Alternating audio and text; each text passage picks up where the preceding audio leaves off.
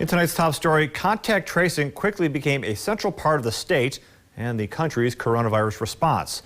But for it to work, a member of the Department of Health's contact tracing team has to be able to reach you on the phone and get answers to some rather personal questions.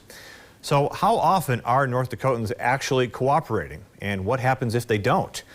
Renee Cooper reports. The state of North Dakota has about 200 people that spend their days on the phone, calling people who have just tested positive for the coronavirus. When a contact tracer calls you, they have two goals. One, to find out as much information about your case as possible and to see how you might be doing. And two, to find out who you've come into contact with recently to trace the spread. And in that interview process, they have to be able to talk about how that infected individual needs to isolate and why it's important for them to isolate, and have that conversation, and then have the conversations with those contacts that have been identified in that interview. So, do North Dakotans trust contact tracers? I guess just kind of trust the process and trust that whoever's in charge is, going about it the right way. No.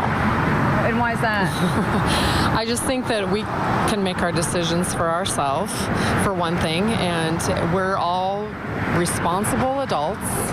We can figure out if we've been in contact and take the right measures ourselves. Would you be willing to answer questions about your health and give out names of people that you would have come into contact with? Yeah. Yes, I would. No, I probably wouldn't be comfortable with that. Yeah, I think I would, just for the benefit of everybody.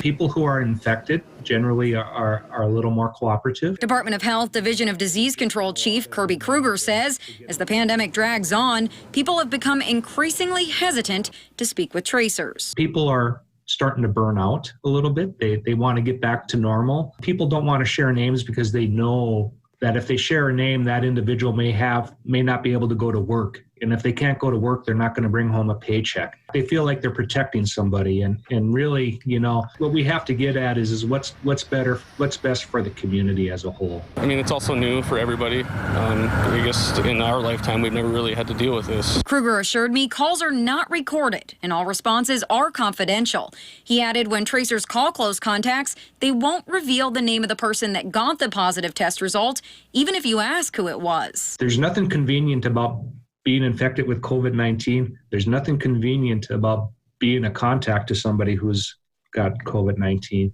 We have to be understanding on our end, but at the end of the day, we have to also try to get individuals to realize why it's important to comply. Reporting for KX News in the capital city, Renee Cooper.